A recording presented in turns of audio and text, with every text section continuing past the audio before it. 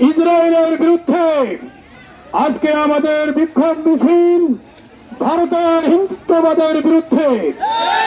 এরপরে আপনাদের সামনে বক্তব্য রাখবেন আমাদের দক্ষিণ পাইকপাড়ার মুফতি জামে মসজিদের সম্মানিত ইমাম ও খতিব মুফতি মিজানুর রহমান কাসেমী। আসসালামু আলাইকুম ওয়া রাহমাতুল্লাহি ওয়া বারাকাতুহু। সংগ্রামী তৌহিদি জনতা, হিংস্রতা এবং পশুত্বের একটা সীমা থাকে।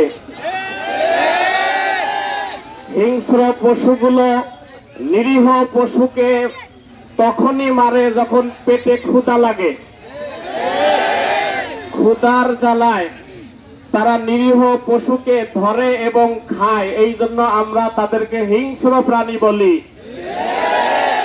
কোন হিংস্র প্রাণী শুধুমাত্র কোন কারণ ছাড়া কোন প্রাণীকে হত্যা করে ফেলে দেয়, এরকম কোন হিংস্র প্রাণী দুনিয়াতে নাই। কোন হিংস্র প্রাণী তারা তাদের স্বজাতির উপরে আক্রমণ করে না। কিন্তু এখানে আমরা কি দেখতে পাচ্ছি? মানবতার তো প্রশ্নই আসে না, মানবাধিকারের প্রশ্নই আসে না। পশুত্বের একটা সীমা থাকে, সেই সীমাও ছেড়ে গেছে।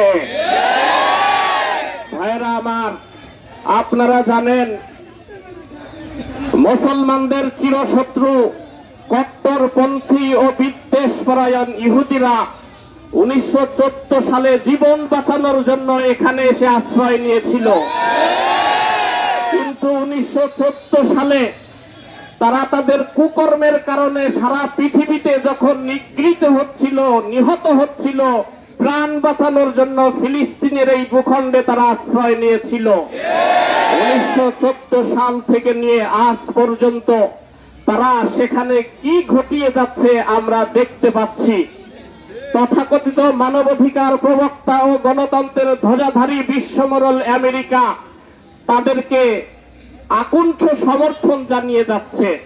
শুধু আমেরিকা নয়, হিন্দুত্ববাদী ভারত প্রথম থেকেই তাদেরকে সাহায্য করে যাচ্ছে। এমনকি এই যে গত 2 দিন আগে সেহেরির সময় চুক্তি ভঙ্গ করে তারা যে হামলা করলো, এই হামলার সমর্থনও ভারত জানিয়েছে। ভারতের পররাষ্ট্র মন্ত্রণালয় থেকে বিবৃতি দিয়েছে যে ফিলিস্তিন থেকে ইসরায়েলের যে সমস্ত বন্দী আছে এদের মুক্তি পাওয়া উচিত, মুক্তি পাওয়া উচিত এটা বলে তারা ইসরায়েলকেই সমর্থন করেছে। কাজেই কোরআনে আল্লাহ পাক রব্বুল আলামিন বলেছেন ইহুদি এবং মুশরিকরা হলো মুসলমানদের শত্রু। আমরা হিন্দুত্ববাদের বিরুদ্ধে এবং ইহুদিবাদের বিরুদ্ধে আমাদের আজকের এই প্রতিবাদ।